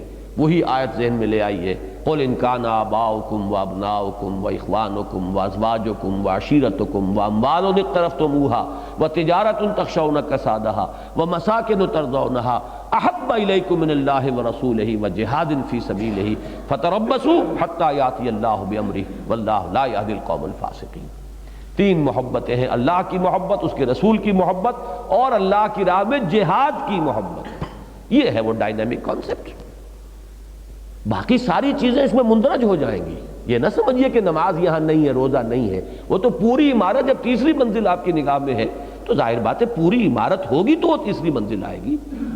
وہ چار ستون ہوں گے تو کوئی تصور ہوگا پہلی چھت کے بھی کھڑے ہونے کا، پھر دوسری کا، پھر تیسری کا، لیکن یہ کہ نگاہ جو ہے وہاں پر جمی رہے، وہ جو ہدف ہے وہ سامنے رہے، وہ اوجھل نہ ہو جائے۔ جیسے ہی وہ ہدف اوجھل ہو جاتا ہے پھر جیسا کہ میں نے عرض کیا رفتہ رفتہ you sink down to the bottom, پھر وہ ایک خالص ریچولسٹک دین بن جائے گا۔ دنیا پرستی، پوری محنت جد و جہد بھاگ دوڑ دنیا کے لیے صرف ریچولز کا ایک ضمیمہ ہے، ایک اپینڈکس ہے جو اس کے ساتھ چپکایا ہوا ہے، جس کی کوئی حقیقت نہیں۔ اور یا پھر بہت کم لوگ ایسے ہوں گے اور وہ بڑی ہمت والے لوگ ہوتے ہیں، معمولی بات نہیں ہے، ترک دنیا آسان کام نہیں ہے، لیکن یہ کہ ترک دنیا کر کے اور پھر گوشوں میں جا بیٹھنا یہ بھی ایک گمراہی اور انحراف کی دوسری شکل ہے۔ یہ ہے درمیان کا راستہ۔ آخری دیکھیے الفاظ اس آیت مبارکہ کے، اکثر و بیشتر جب اس آیت کا درس ہوتا ہے تو یہ آخری الفاظ جو ہیں رہ جاتے ہیں، پھر ان کا حق ادا نہیں ہوتا۔ ان اللہ قوی عزیز، اللہ قوی ہے، عزیز ہے، زبردست ہے، قوت والا ہے، اسے احتیاج نہیں ہے، آنے واحد میں چاہے تو اس نظام باطل کو ختم کرے، نظام حق کو قائم کر دے۔ کیا اس کی قدرت سے بعید ہے؟ اس کے لیے تو ایک حرف کن ہوگا کہ تمام لوگ پکے مومن بن جائیں۔ نہ ابو جہل کفر پر اڑا رہ سکتا ہے، نہ ابو لہب، کسی کے لیے ممکن ہی نہیں۔ اللہ کے قبضہ قدرت سے تو کوئی باہر نہیں ہے۔ کوئی کفر کر رہا ہے تو اس لیے کر رہا ہے کہ اللہ نے رسی ڈھیلی کی ہوئی ہے، چھوٹ دی ہوئی ہے۔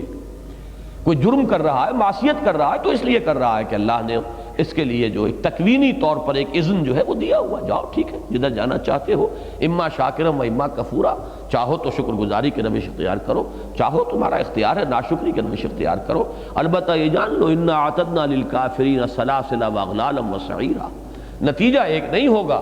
اگر یہ روش اختیار کرو گے تو ہم نے پھر وہ طوق اور آگ یہ اور سلاسل اور زنجیریں سب مہیا کر رکھی ہیں کافروں کے لیے۔ لیکن بہرحال دنیا میں تمہارے لیے اختیار ہے، جاؤ، یو ہیو دی چوائس۔ لہذا یہاں فرمایا کہ قوی ہے اور عزیز ہے۔ اس کو خاص طور پر جہاں انفاق مال کے ضمن میں آیت آئی ہے، یہ آیت نمبر ذرا دیکھیے،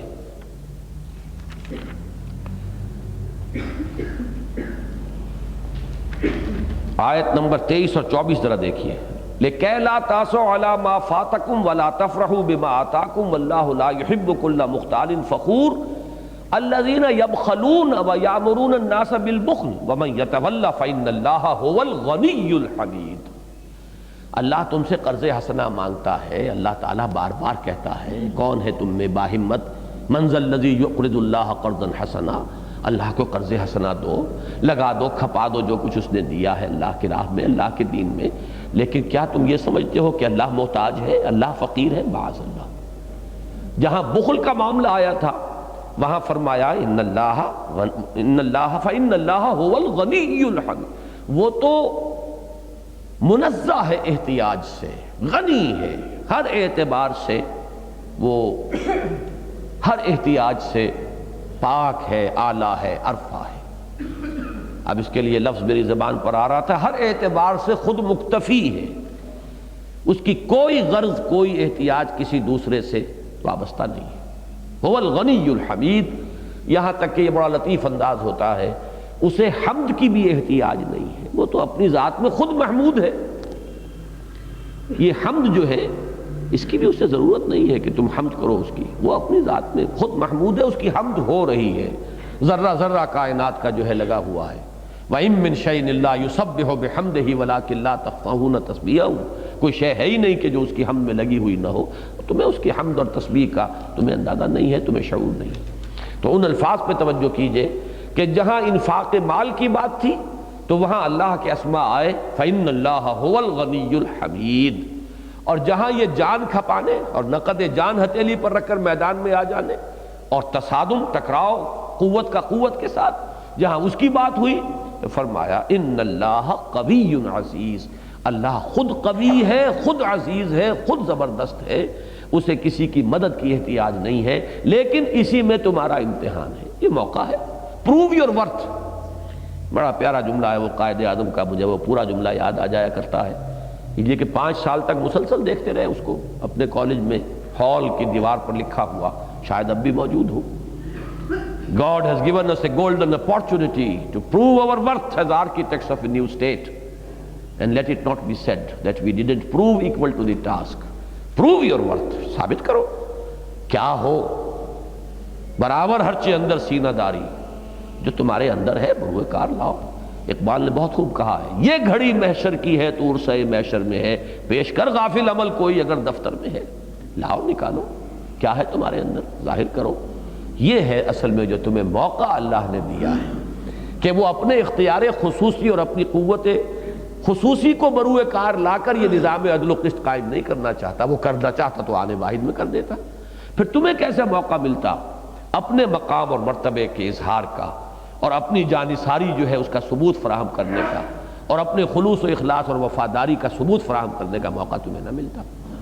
تو میں نے جو آج جو وہ ڈائنامک اور ایکٹیوسٹ کانسیپٹ آف اسلام اور ایک ریچولسٹک کانسیپٹ ایک طرف اور دنیا داری کا اس کے ساتھ صرف ایک ضمیمہ رسومات کا، اور یہ اچھی طرح سمجھ لیجئے بدعات کا یہ تومار کیوں بڑھتا چلا جاتا ہے، اس کا اصل سبب یہی ہے، جب وہ صرف ریچولز تک بات آ جاتی ہے تو پھر ریچولز کی سے انسان کی تسکین نہیں ہوتی کہ بس کیا اتنا صحیح، صرف ہم نے نماز جنازہ پڑھ لی بات ختم ہو گئی، بھائی نہیں، یہ بھی تیجا ہونا چاہیے، 5واں 7واں 10واں پھر چہلم پھر برسی، آخر یہ سب کچھ ہو، اس لیے کہ اور تو بقیہ پوری زندگی کا دین سے تعلق کوئی نہیں، وہ جو بھی کچھ پیاس ہے اندر، جیسے کہ وہ استسقاء کا مرض ہوتا ہے کہ آدمی پانی پیتا رہے پیاس نہ بجھے، تو پھر یہ رسومات کا تمار بڑھتا چلا جاتا ہے، اس کی طلب انسان میں بڑھتی چلی جاتی ہے، نئی سے نئی بدعات اور نئی سے نئی رسومات ایجاد ہوں گی، اس لیے کہ کانسیپٹ ہی جب محدود ہو کر یہاں رہ گیا۔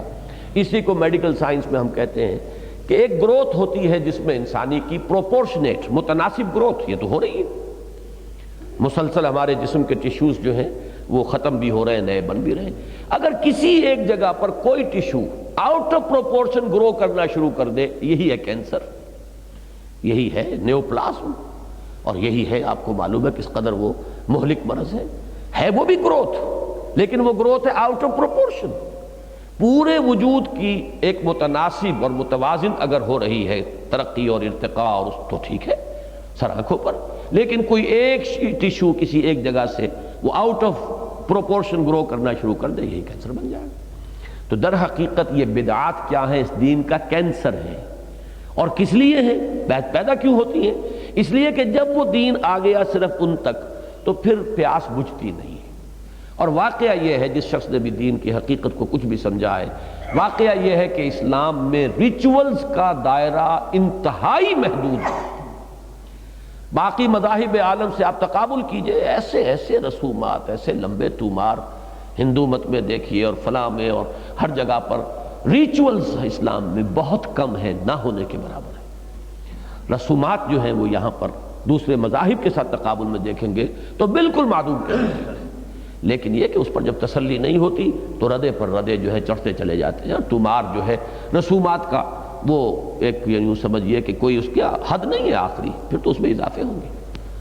صرف یہ کہ نمازوں کے بعد کبھی تھوڑا سا ذکر ہوا کرتا تھا بلند آواز سے، اب اس پر تسلی نہیں ہوئی، اب اذان سے پہلے جو ہے وہ درود اور سلام جو ہے اس کا ہونا چاہیے، اور کچھ عرصے کے بعد آپ دیکھیں گے اس پر بھی تسلی نہیں ہوگی، پھر کچھ اور ہونا چاہیے۔ وہ تو یہ ہے کہ وہ جوڑ البقر ہے، وہ استسقاء کا مرض ہے کہ جہاں بھی کوئی اور نئی چیز انسان پیدا کرنا چاہے گا وہ ایک نئی بدعت جو ہے سامنے آ جائے گی۔ اب اس آیت کو ذہن میں رکھیے اور اب آئیے شروع سے ذرا اس سورہ مبارکہ کا پہلا حصہ 6 آیات پر مشتمل ہے، اور جیسا کہ میں نے بارہا عرض کیا ہے، ذات و صفات باری تعالیٰ کے ضمن میں میرے نزدیک، میرے مطالعے کی حد تک یہ اہم ترین مقام ہے۔ البتہ صرف ترجمہ کر جائیے اور عنوانات دیکھ لیجئے جو کہ وہاں لکھے ہوئے ہیں، اس سے زائد صرف ایک بات ہوگی، اور وہ یہ کہ وہ جو اصل ہم نے اس کا عمود معین کیا ہے، اس کے اعتبار سے کون سا اس حصے کے اندر اہم پہلو ہے۔ سبح للہ ما فی السماوات والارض، تسبیح کرتی ہے اللہ کی ہر وہ شے جو آسمانوں اور زمین میں ہے۔ وَهُوَ الْعَزِيزُ الْحَكِيمُ، اور وہ زبردست ہے، کمال حکمت والا۔ لَهُ مُلْكُ السَّمَاوَاتِ وَالْأَرْضِ، اسی کی ہے اور اسی کو سزاوار ہے بادشاہی آسمانوں اور زمین کی، لام تملیک اور لام استحقاق۔ یحیی و یمیت، وہی زندہ رکھتا ہے، وہی مارتا ہے۔ وَهُوَ عَلَىٰ كُلِّ شَيْءٍ قَدِيرٌ، اور وہ ہر چیز پر قادر ہے۔ هو الاول والآخر والظاہر والباطن، وہی ہے پہلا اور وہی ہے آخر اور وہی ہے ظاہر اور وہی ہے باطن۔ وَهُوَ بِكُلِّ شَيْءٍ عَلِيمٌ، اور وہ ہر چیز کا علم رکھتا ہے۔ هو الذی خلق السماوات والارض فی 6 ایام، وہی ہے جس نے بنایا آسمانوں اور زمین کو 6 دنوں میں۔ ثم استوى علی العرش، پھر متمکن ہوا تخت پر۔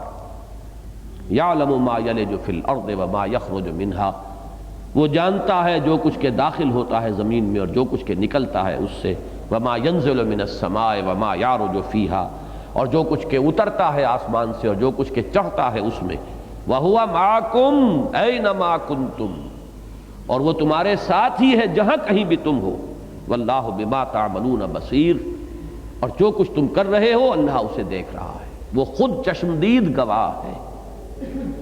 لَهُ مُلْكُ السَّمَاوَاتِ وَالْأَرْضِ، اسی کے لیے ہے آسمانوں اور زمین کی بادشاہی، ڈی جیورے بھی اور ڈی فیکٹو بھی۔ وَإِلَى اللَّهِ تُرْجَعُ الْأُمُورُ، اور اللہ ہی کی طرف تمام معاملات لوٹا دیے جائیں گے۔ یولج اللیل فی النہار، وہی پرو لاتا ہے رات کو دن میں۔ ویولج النہار فی اللیل، اور پرو لاتا ہے دن کو رات میں۔ وہو علیم بذات الصدور، اور جو کچھ تمہارے سینوں میں ہے وہ اس سے واقف ہے۔ اب ذرا عنوانات دیکھیے۔ تسبیح کے لفظی و اصطلاحی معنی: کائنات کی تسبیح قولی اور حالی۔ اب آپ کے ذہن میں آ رہا ہوگا جو بھی ان دروس میں شریک رہے ہیں، اسماء حسنی العزیز اور الحکیم کی خصوصی اہمیت، اللہ کی تکوینی اور تشریعی حاکمیت، فاعل حقیقی اور مؤثر وحید صرف اللہ، صفات باری تعالیٰ کے ضمن میں ایک اہم بحث اور اللہ کی قدرت کاملہ۔ یہ پہلی 2 آیات میں یہ مضامین ہیں۔ پھر 4 آیات میں وحدت وجود یا وحدت شہود یا توحید وجودی، اللہ کا علم کامل اور اس کی معیت دائمی، فلاسفہ کے تصور تعطل کی نفی۔ گزشتہ درس کے بعد مضامین کی توثیق مزید۔ اس میں اس وقت اور کچھ عرض نہیں کروں گا سوائے اس کے کہ اس اصل عمود کے ساتھ اس کا کون سا حصہ سب سے زیادہ متعلق ہے۔ دیکھیے موتی جو ہے وہ پورا موتی اپنی جگہ پر ہے، لیکن جب وہ پرویا جائے گا تو دوسرے موتی کے ساتھ اس کا ایک خاص حصہ کانٹیکٹ میں آئے گا، ادھر والے موتی سے ادھر والے موتی سے۔ اس سورہ مبارکہ کے نظم کے اعتبار سے اس کا اہم ترین حصہ کون سا ہے؟ ویسے اہم ترین حصہ فلسفے کے اعتبار سے، فلسفہ وجود جو ہے آنٹولوجی، وہ مشکل ترین ہے حصہ فلسفے کا، اور ان آیات مبارکہ میں اس کی نہایت دقیق بحث آئی ہے۔ وہ میں تفصیل سے بیان کر چکا ہوں، امکانی حد تک جو میں کہہ سکتا تھا کہہ چکا ہوں، لیکن اس وقت صرف یہ عرض کرنا ہے کہ اس سورہ مبارکہ کے عمود کے اعتبار سے پہلی بات تو یہ نوٹ کیجئے، اور کس قدر یہ میننگ فل ہے بات۔ 6 آیات میں ذات و صفات کا بیان آ رہا ہے، لیکن اس میں 2 مرتبہ دہرا کر یہ بات آئی، لہو ملک السماوات والارض، اس لیے کہ وہ حاکمیت خداوندی، اس کا نفاذ، اس کی تنفیذ، حکومت الہیہ کا قیام، اسی کے قانون کی تنفیذ، اسی کے عطا کردہ میزان عدل کی تنصیب، یہی تو اس کا مرکزی مضمون ہے، بادشاہ اسی کی۔ اور اسی کے ساتھ جوڑ لیجئے العزیز، یہی وجہ ہے کہ یہاں اللہ تعالیٰ کے اسماء میں سے پہلا آیا اس سورہ مبارکہ میں العزیز، وہو العزیز الحکیم، اور 25ویں آیت جس پر ہم بحث کر چکے ہیں اس میں آخری لفظ یہ آیا وہو القوی العزیز، ان اللہ قوی عزیز، یقیناً اللہ تعالیٰ قوی ہے اور عزیز ہے۔ یہاں آیا ہے وہ معرفہ کی شکل میں، لہذا اس کو ہم اسم کہیں گے، اللہ کا یہ اسم ہے۔ وہاں آیا ہے نکرہ کی شکل میں، وہ صفت ہے۔ فرق صرف یہی ہے، نکرہ ہوگا تو صفت کہلائے گا، اور جب کہ وہ معرفہ ہوگا معرف باللام تو اللہ کا نام بن گیا۔ صرف ان حصوں کو اس وقت ذہن میں رکھیے کہ اس کا اس عمود کے ساتھ تعلق جو ہے، اور اس کس قدر اہم ہے یہ بات کہ ان 6 آیات میں 2 مرتبہ دہرا کر، ادھر سے بھی نمبر 2 اور آخر سے بھی نمبر 2، آیت نمبر 5 اور آیت نمبر 2، جن میں کہ اس بات کیا جا رہا ہے لہو ملک السماوات والارض، بادشاہ حقیقی وہی ہے، اسی کے خلاف بغاوت ہے، ظہر الفساد فی البر والبحر، اور جو اس پر ایمان رکھنے والے ہیں ان کے ایمان کا، ان کی صداقت اور خلوص و اخلاص کا اصل ٹیسٹ ہی یہ ہے کہ آیا بغاوت کو فروغ کر کے اللہ کی حاکمیت کا نظام قائم کرنے کے لیے تن من دھن لگا دیتے ہیں، حتیٰ کہ گردنیں تک کٹوانے کے لیے آمادہ ہیں یا نہیں ہیں۔ جہاں جان چرائی، اس کا مطلب ہے اس صراط مستقیم سے ہٹ گئے، اب پسپائی ہے، پیچھے ہٹنا ہے۔ اس پیچھے ہٹنے کے پھر مراحل جو ہیں وہ مختلف ہوں گے، کوئی پیچھے ہٹتا ہے لیکن کچھ نہ کچھ ایکسپلینیشنز اور کچھ جواز اور کچھ طرح طرح کے عذر بہانے تراش کر پردے ڈالتا رہتا ہے، کوئی اتنا پیچھے ہٹ جاتا ہے کہ اب وہ بالکل عریاں ہو جاتا ہے، اس کے پاس کوئی پردہ نہیں رہ جاتا کسی جواز کا، کسی بہانے کا۔ لیکن پسپائی اسی لمحے شروع ہو گئی جب کہ آپ نے اس رخ کو چھوڑا کہ تن من دھن جو ہے وہ لگنا ہے اللہ کی اس حاکمیت کے نفاذ کو قائم کرنے میں۔ اب آگے آئیے، اگلا حصہ 5 آیات پر مشتمل ہے۔ اس میں بڑی ہی میتھمیٹیکل ایک جو ترتیب ہے وہ میں بارہا بیان کر چکا ہوں۔ ایک آیت میں 2 تقاضے، پھر 2 آیتوں میں ایک پر پہلے ذرا زجر اور ملامت کا انداز، ڈانٹ ڈپٹ کا، جھنجھوڑنے کا انداز، پھر تشویق و ترغیب کا انداز، اس لیے کہ تربیت کے اندر یہ دونوں چیزیں لازمی ہیں۔ ایک طرف ترغیب و تشویق و تحریص، دل جوئی، یہ بھی، اور دوسری طرف ملامت بھی، ڈانٹ ڈپٹ بھی۔ ان دونوں میں ایک حسین توازن درکار ہوتا ہے صحیح نظام تعلیم و تربیت کے اندر۔ بہت زیادہ نرمی بھی خراب کرتی ہے، بہت زیادہ سختی بھی ڈھٹائی پیدا کرنے والی ہے۔ تو ان دونوں چیزوں کو آپ دیکھیے، آمنوا باللہ ورسولہ وانفقوا مما جعلکم مستخلفین فیہ۔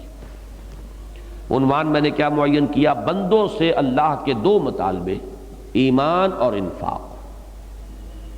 ایمان لاؤ اللہ پر، اس کے رسول پر، اور لگا دو، کھپا دو، صرف کر دو ان سب چیزوں میں سے جن میں ہم نے تمہیں خلافت عطا فرمائی، جن میں تمہیں خلافت عطا کی گئی ہے، جن میں تم خلیفہ بنائے گئے ہو، مما جعلکم مستخلفین فیہ فالذین آمنوا منکم وانفقوا لهم اجر کبیر۔ جو تم میں سے یہ 2 تقاضے پورے کر دیں، ایمان اور انفاق، ان کے لیے بہت بڑا اجر ہے۔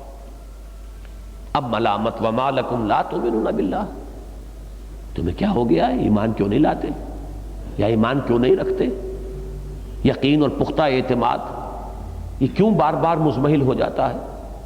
والرسول یدعوکم لتؤمنوا بربکم وقد اخذ میثاقکم ان کنتم مؤمنین۔ دراعلے کے رسول تمہیں دعوت دے رہے ہیں کہ پختہ ایمان رکھو اپنے رب پر، اور وہ رب تمہارا تم سے عہد لے چکا ہے اگر تم مومن ہو، ماننے والے ہو۔ وہ عہد الست بھی ہو سکتا ہے، وہ عہد ایمان بھی ہے۔ ان اللہ اشترى من المؤمنین انفسهم واموالهم بان لهم الجنہ۔ اگر تو صاحب ایمان ہو تو یہ بیع و شرا ہو چکی۔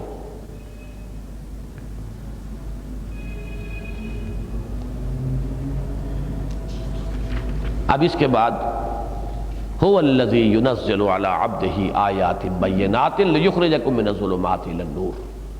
سیدھی بات یہ کہ ایمان میں کمی ہے، میری عبارت وہ ذہن میں رکھیے، جڑ تو ایمان ہے، ایمان ہی کمزور ہے تو کیا تعبیر آپ کریں گے اوپر؟ ہو ہی نہیں سکتی۔ اب اگر کسی کو یہ احساس ہو جائے کہ ایمان ہی کی کمی ہے تو پھر اس کے لیے راستہ بتا دیا۔ ایمان کہاں سے ملے گا؟ یہ آیات بینات ہیں، وہی ہے جو نازل فرما رہا ہے اپنے بندے پر صلی اللہ علیہ وسلم، یہ روشن آیات تاکہ نکالے تمہیں اندھیروں سے روشنی کی طرف۔ وہ اندھیرے کفر کے، شرک کے، الحاد کے، مادہ پرستی کے بھی ہے، وہ اندھیرے بے یقینی اور ریب اور شک اور تزلزل اس کے بھی ہیں، وہ اندھیرے نفاق اور اللہ کی راہ میں جہاد کے مقابلے میں جان اور مال کا اور اولاد اور مال کا عزیز تر ہو جانا، یہ بھی اندھیرے ہیں۔ ان تمام اندھیروں سے نکالنے والی یہ آیات بینات ہیں۔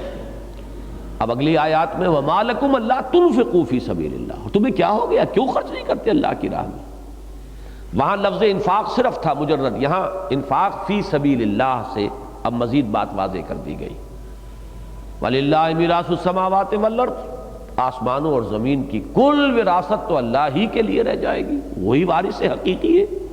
تمہارے پاس تو یہ تھوڑی دیر کے لیے امانت ہے، یہ امانت چند روزہ نزد ماست۔ پھر یہ کہ یہ تو جیسے آپ کو معلوم ہے صحرا کے اندر ٹیلے ادھر سے ادھر ہو جاتے ہیں، ایسے ہی یہ تو یہ دولت اور یہاں کا مال و اسباب جو ہے اٹ چینجز ہینڈز، ادھر سے ادھر، ادھر سے ادھر گھومنے پھرنے والی شے ہے، جسے آپ کہتے ہیں کہ چھاؤں ہے، یہ آتی ہے اور جاتی ہے۔ لا یستوی منکم من انفق من قبل الفتح وقاتل، برابر نہیں ہے تم میں سے وہ لوگ جنہوں نے انفاق کیا اور قتال کیا فتح سے پہلے۔ اب اسی میں سے لفظ قتال آ گیا، جان کھپانا اس کی آخری منزل ہے، جنگ میں میدان میں حاضر ہو جانا۔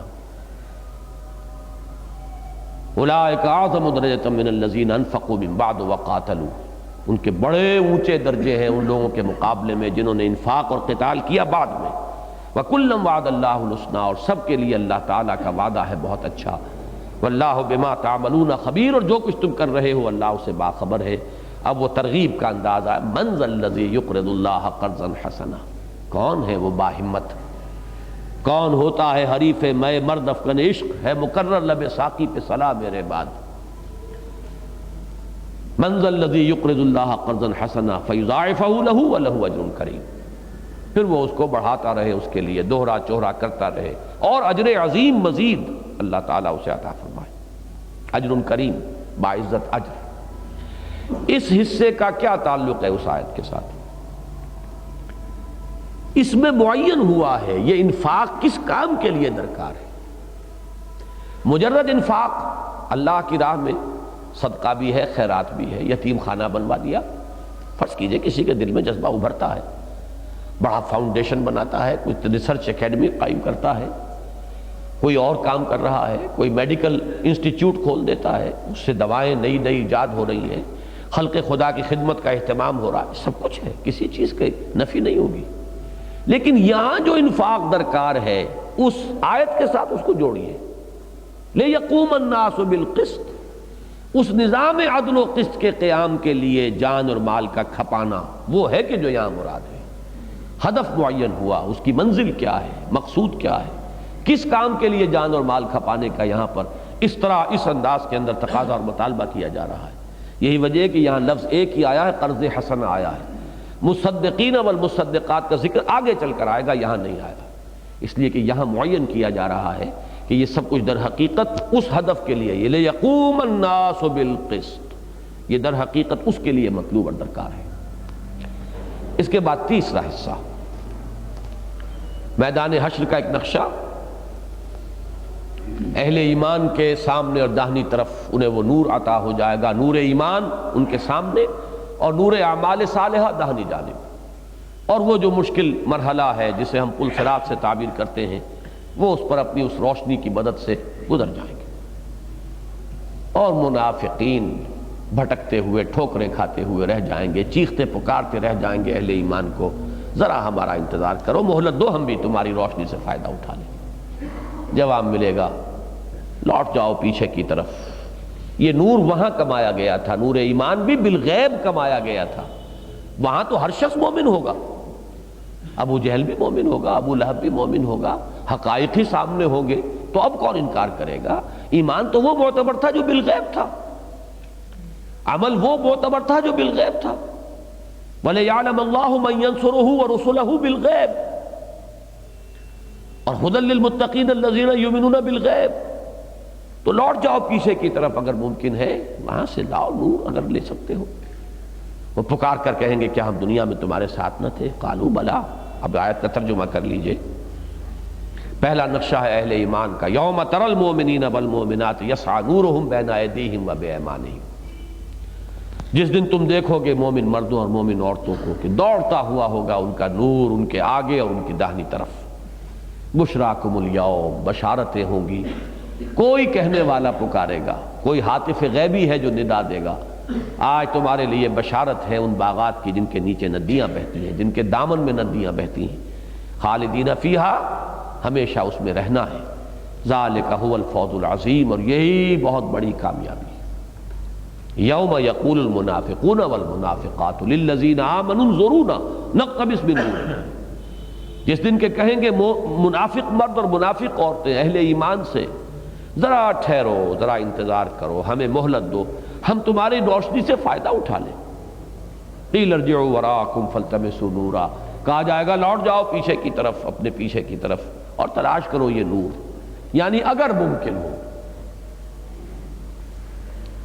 فالتمسوا نورا فضرب بینہم بسور لہ باب باطنہ فیہ الرحمۃ وظاہرہ من قبل العذاب. پھر ان کے مابین ایک فصیل حائل کر دی جائے گی جس کے نیچے جس میں ایک دروازہ ہوگا، اس کے اندر کی طرف اس کے باطن میں رحمت ہوگی، اور اس کے باہر کی جانب اس کے ظاہر عذاب ہوگا. پیچھے جو باہر رہ گئے وہ عذاب میں ہوں گے، اور اندر جو چلے گئے ان پر اللہ کی رحمتوں کا نزول شروع ہو جائے گا. ینادونہم الم نکن معکم، وہ پکاریں گے انہیں کہ کیا ہم تمہارے ساتھ نہ تھے؟ دنیا میں تو گڑبڑ تھے منافق اور مومن. قالوا بلا، یہاں صراحت ہے کہ وہ اب جواب دیں گے اہل ایمان. قالوا بلا ولکنکم فتنتم انفسکم وتربصتم وارتبتم وغرتکم الامانی حتی جاء امر اللہ وغرکم باللہ الغرور. کیوں نہیں تھے تو تم ہمارے ساتھی، تم نے اپنے آپ کو اپنے ہاتھوں فتنوں میں ڈالا. آج کی میری گفتگو کے حوالے سے یہ فتنہ کیا ہے؟ انحراف اس صراط مستقیم سے، اس صراط سوی سے. وہ جو کانسیپٹ ہے، وہ 6 منزلہ عمارت، اس سے جہاں انحراف ہوگا. انحراف ہوگا کیوں؟ جان عزیز ہے، مال عزیز ہے، دنیا سے محبت ہے، اولاد سے محبت ہے، یہی چیزیں ہیں. تم نے اپنے آپ کو اپنے ہاتھوں فتنوں میں ڈالا، پھر گو مگو میں مبتلا ہو گئے. فتربصتم وارتبتم، پھر وہ کچھ پونجی تھی بھی یقین اور ایمان کی تو وہ پگھلنے لگی، شکوک و شبہات کے کانٹے اس میں چبھ گئے. وغرتکم الامانی، اور پھر تھپکی دی تمہیں، تم نے اپنے آپ کو امانی کے ذریعے، وشفل تھنکنگ کے ذریعے. ہم تو امت مرحوم میں ہیں، ہم تو بخشے بخشائے ہیں. نحن ابناء اللہ واحباؤہ وغرکم باللہ الغرور، اور خوب دھوکہ دیا تمہیں اس دھوکے باز نے اللہ پر. دھوکہ دیا کہ بڑا غفور رحیم ہے، بڑا نکتہ نواز ہے، بخشنہار ہے. یہ ہے کہ جو آخری تھپکی ہے، جو خواب سے بیدار ہوتا ہے ذرا محکوم، اگر پھر سلا دیتی ہے اس کو حکمراں کی سائری. فَالْيَوْمَ لَا يُؤْخَذُ مِنْكُمْ فِدْيَةٌ، تو آج کے دن نہ تم سے کوئی فدیہ قبول کیا جائے گا، وَلَا مِنَ الَّذِينَ كَفَرُوا، نہ ان کھلے کھلے کافروں سے. گویا کہ یہاں اشارہ ہو رہا، دنیا میں تم تھے گڈمڈ اہل ایمان کے ساتھ، اب تم ملحق ہو جاؤ گے کافروں کے ساتھ. اس لیے کہ نفاق کی حقیقت یہ ہے، قانوناً وہ ایمان ہے، حقیقتاً وہ کفر ہے. نفاق ہے، نام ہی اس کا ہے. ذالک بانہم آمنوا ثم کفروا فطبع علی قلوبہم فہم لا یفقہون. ماواکم النار، تمہارا ٹھکانہ آگ ہے، ہی مولاکم وبئس المصیر، وہی اب تمہاری ہمدرد و غمگسار ہے اور بہت ہی بری ہے وہ پھر جانے کی جگہ، لوٹنے کی جگہ، جائے پناہ.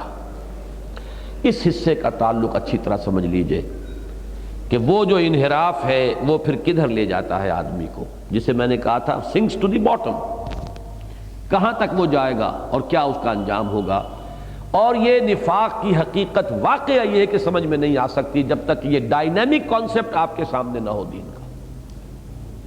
عام طور پر تصور یہ ہے کہ منافق وہ ہوتے ہیں جو دھوکہ دینے کے لیے ایمان لائے ہوتے ہیں، انہیں شعور ہوتا ہے اپنے نفاق کا، حالانکہ بہت کم پرسنٹیج ہوتی ہے منافقین کی جو اس کیٹیگری کے اندر آتے ہیں۔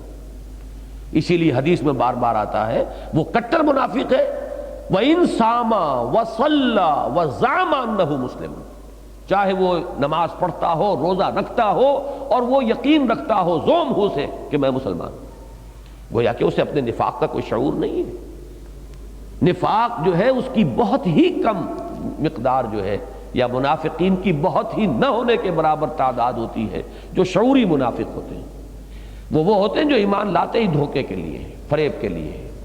اس زمانے میں جیسے یہودیوں نے سازش کی تھی، اور آج کے زمانے میں جیسے کوئی شخص ہندو کوئی پاکستان میں آ کر جاسوسی کرنے کے لیے اسلام کا لبادہ اوڑھ لے، اسے معلوم ہے، اس کا دل جانتا ہے یہ سب کچھ میں فراڈ کر رہا ہوں، دھوکہ دے رہا ہوں۔ چاہے وہ امام مسجد رہا ہو، آپ کے علم میں ہوگا کہ ان سرحدی اضلاع میں ایسے واقعات بھی ہوئے، کئی سال تک ایک ہندو جو ہے وہ مسلمان بنا ہوا مسجد میں امامت کرتا رہا۔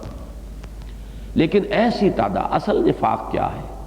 جب تقاضے دین کے سامنے آتے ہیں، وہ جو میں نے تیسرا جو تیر کی طرح اوپر جانے والا مسئلہ ہے، جب ہمت جواب دیتی ہے، جب تزلزل آتا ہے، عزیمت کی کمی ہوتی ہے، معاملہ وہ ہوتا ہے کہ دنیا کھینچ رہی ہے اور یہ محبتیں جو ہے پاؤں میں بیڑیاں ڈال رہی ہیں اور ادھر جو ہے چلنے میں روک رہی ہیں، تذبذب میں آگے اگر تو ہرچے باد آباد ہے، اب تو انسان جائے گا، ہرچے باد آباد ماں کشتی درا بنداختے، اگر یہ نہیں ہے تو کچھ جھوٹ بولنا شروع کرے گا، جھوٹ کے اوپر پھر جھوٹی قسموں کے پردے ڈالے گا، پھر یہ کہ اندر اس کے بغض بھی پیدا ہو جائے گا۔ یہ بے وقوف لوگ ہیں، یہ لوگ فینیٹکس ہیں، انہیں کچھ اپنے خیر کا شر کا پتہ نہیں، اور اسی طریقے سے ہم کو ان پاگلوں کی طرح تو نہیں ہو سکتے، لیکن اس کے باوجود وہ یہ سمجھتے ہیں کہ یہ غلط ہے، ہم غلط نہیں ہیں۔ چلنا چاہیے دین کے راستے پر بھی توازن کے ساتھ چلنا چاہیے، آخر حقوق اللہ کے ساتھ حقوق العباد بھی تو ہیں۔ یہ ساری بحث اور یہ سارے فلسفے جو ہیں وہ در حقیقت اسی چیز کے لیے کہ انہیں شعور نہیں ہے، انہیں شعور یہ ہے کہ یہ غلط کر رہے ہیں، they are overdoing the mark, یہ لوگ جو ہے یہ کچھ بہت زیادہ آگے نکل گئے ہیں، یہ حد سے تجاوز کر رہے ہیں، ان لوگوں کے اندر بہت زیادہ تحور آ گیا ہے، بہت ہی ان کے اندر جو ہے وہ اس معاملے کے اندر یعنی ہر طرح کی مصلحت سے چشم پوشی جو ہے، تو یہ غلط طریقہ ہے۔ آدمی کو چلنا چاہیے دائیں بائیں دیکھ کر، مصلحتوں کو دیکھ کر، توازن رکھتے ہوئے۔ سارے فلسفے یہ ہوتے ہیں ان کے دل میں، وہ سمجھتے ہیں انؤمن کما آمن السفہاء، کیا ہم ایمان لائیں بے وقوفوں کی طرح؟ یہ تو پاگل ہے، ان کو تو کوئی اپنے نیک بد کا، خیر کا، شر کا شعور نہیں رہا، بھلے برے کی پہچان نہیں رہی۔ یہ ہے بات اچھی طرح سمجھنے کی کہ نفاق کی حقیقت سمجھ میں نہیں آ سکتی، وہ ایک علیحدہ صاحب کے ذہن میں حیولہ رہے گا منافق کون ہوتا ہے، آپ اسے پہچان ہی نہیں سکتے جب تک کہ یہ کانسیپٹ، ڈائنامک کانسیپٹ سامنے نہ ہو۔ اصل نفاق یہاں سے وجود میں آتا ہے کہ جب ہمت جواب دینے لگتی ہے، جب آدمی مذبذب ہو کر رہ جاتا ہے، جب متربص ہو جاتا ہے، تیل دیکھو، تیل کی دھار دیکھو، ذرا بچ بچ کر چلو، جس کو کہ سورہ حج میں کہا ہے وَمِنَ النَّاسِ مَن يَعْبُدُ اللَّهَ عَلَى حَرْفٍ، کنارے کنارے چلو، ذرا گہرے پانی میں مت جاؤ، ذرا بچ کر چلو، اپنا تحفظ جو ہے، سیفٹی فرسٹ، تو بچا بچا کے نہ رکھ اسے تیرا آئینہ ہے وہ آئینہ کہ شکستہ ہو تو عزیز تر ہے نگاہ آئینہ ساز میں۔ تو یہ بات جان لیجئے کہ یہ نفاق کی حقیقت سمجھ میں نہیں آ سکتی اگر یہ ڈائنامک کانسیپٹ جو ہے دین کا وہ سامنے نہ ہو۔ اس سے انحراف ہے یہ کہ جس سے کہ یہ سارے مدارج اور مراحل از خود پھر پیدا ہوتے ہیں۔ اب اگلا حصہ ہے، ذرا پڑھ ہی لیجئے ہم نے کیا عنوانات مقرر کیے تھے۔ تیسرے حصے کے عنوان تھے بندوں سے اللہ کے دو مطالبے، ایمان اور انفاق، ضعف ایمان پر نکیر و ملامت، ایمان کے منبع اور سرچشمے کی جانب رہنمائی، جان اور مال کھپانے میں سستی پر ملامت، فتح سے پہلے اور بعد انفاق و جہاد کے اجر و ثواب میں فرق، غیرت ایمانی کو چیلنج، میدان حشر میں ایمان و انفاق کے نتیجے کا ظہور یعنی عطاء نور۔ اچھی فہرست یہ بن گئی ہے۔ اگلا سیکشن میدان حشر میں منافقین کی درخواست و فریاد اور اہل ایمان کا جواب، مرض نفاق کے مدارج و مراحل، یہ میں عرض کر چکا ہوں کہ عظیم ترین آیات میں سے ہے وَلَكِنَّكُمْ فَتَنْتُمْ أَنفُسَكُمْ وَتَرَبَّصْتُمْ وَارْتَبْتُمْ وَغَرَّتْكُمُ الْأَمَانِيُّ حَتَّى جَاءَ أَمْرُ اللَّهِ وَغَرَّكُمْ بِاللَّهِ الْغَرُورُ۔ یہ 5 الفاظ کے اندر ایک پوری داستان ہے، پوری وہ نفسیاتی جو ہے سفر جو اس انحراف سے لے کر نفاق کی آخری منزل تک ذرا سا راستہ علیحدہ ہوا ہے، پگڈنڈی ذرا سی مڑتی ہے، لیکن آگے بڑھتے بڑھتے پھر فاصلہ بے انتہا ہو جاتا ہے۔ اب اس کے بعد اگلا سیکشن ہے، 4 عنوانات اس کے میں نے معین کیے ہیں، پہلے وہ پڑھ لیں تاکہ سہولت ہو جائے۔ تاخیر و تعویق کے شیطانی پھندے سے نکلنے کی ترغیب، یعنی اگر کسی کو شعور ہو جائے کہ میں تو اس مرض میں مبتلا ہوں، ٹی بی کی انفیکشن مجھے ہو چکی ہے لیکن علاج میں تاخیر کر رہا ہے، تو پہلے اس پر روکا۔ الم یان للذین آمنوا ان تخشع قلوبهم لذکر اللہ وما نزل من الحق ولا يكونوا كالذین اوتوا الکتاب من قبل فطال علیہم الامد فقست قلوبهم وکثیر منهم فاسقون۔ کیا وقت نہیں آ گیا ہے اہل ایمان کے لیے کہ جھک جائیں ان کے دل اللہ کی یاد میں اور جو کچھ نازل ہوا ہے حق میں سے اس کے سامنے، اس لیے کہ ایمان تو وہیں سے ملے گا۔ ولا یکونوا، اور نہ ہو جائیں ان لوگوں کے مانند جن کو کتاب دی گئی تھی پہلے تو ان پر ایک طویل مدت گزر گئی، دراز ہو گئی مدت ان پر، فقست قلوبہم، تو ان کے دل سخت ہو گئے، وکثیر منہم فاسقون، اور ان کی اکثریت یا ان میں کثیر تعداد فاسقین پر مشتمل ہے۔ یہ ہے وہ تاخیر و تعویق کے پھندے سے نکالنے کے لیے اللہ تعالیٰ نے کہ کس چیز کے منتظر ہو، کیوں نہیں اصلاح پر کمر کس لیتے، کیوں نہیں فوراً واپسی کا سفر اختیار کرتے۔ تم آ گئے جسے ایڈرفٹ کہتے ہیں، ہٹ گئے ہو منزل سے، ذرا انحراف ہو گیا ہے، فوراً مڑو، واپس آؤ، لوٹو، صحیح راستے پر آؤ، صحیح شاہراہ پر آؤ۔ اب اس کے بعد دوسرا عنوان ہے طالب خیر کے لیے امید افزا پیغام۔ اعلموا ان اللہ یحیی الارض بعد موتها قد بینا لکم الآیات لعلکم تعقلون۔ تاخیر و تعویق کے بعد شیطان کا دوسرا پھندا کیا ہوتا ہے؟ مایوس کر دینا۔ بہت بڑا مرض ہے یہ، اعضاء شل ہو جاتے ہیں، قوا جواب دے جاتے ہیں، ہمت نہیں رہتی۔ اس مایوسی کا علاج اعلموا ان اللہ یحیی الارض بعد موتها، اگر تمہیں اپنی دلوں کی سرزمین مردہ نظر آ رہی ہے تو مایوس نہ ہو، جان لو اللہ تعالیٰ زمین کو اس کے مرنے کے بعد زندہ کر دیتا ہے۔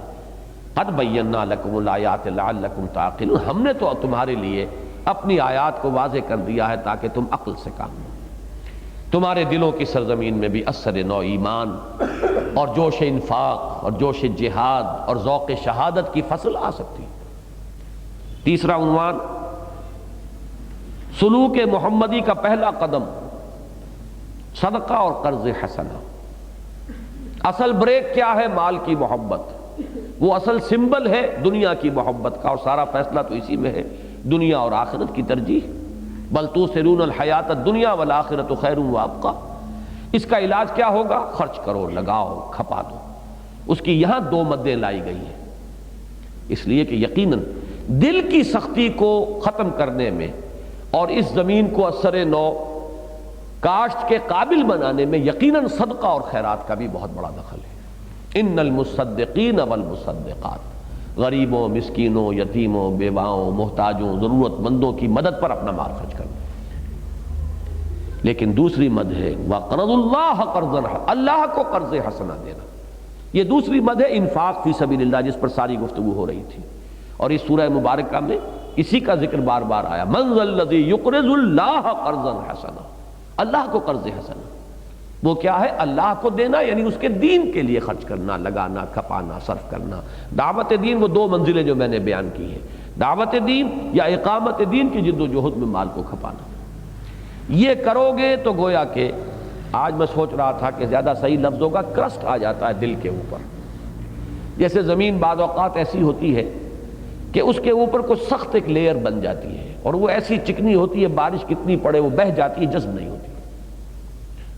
یہ جو چولستان کا علاقہ کہلاتا ہے، ریاست بھاولپور کا جو جنوبی حصہ بنتا ہے، وہ اس نوعیت کا ہے، اس قدر سخت ہے۔ وہ کہتے ہیں میٹل روڈ کی طریقے سے سمجھیے کہ آپ گاڑی چلاتے چلے جائیے، کہیں کوئی رکاوٹ نہیں، لیکن یہ کہ پانی ہوگا تو جذب نہیں ہوگا، نکل جائے گا۔ اس کرسٹ کو توڑیں گے تو اب وہ پانی جذب ہوگا، اور زمین میں جذب ہوگا تو فصل لہلائے گی، تو اس میں رویدگی پیدا ہوگی۔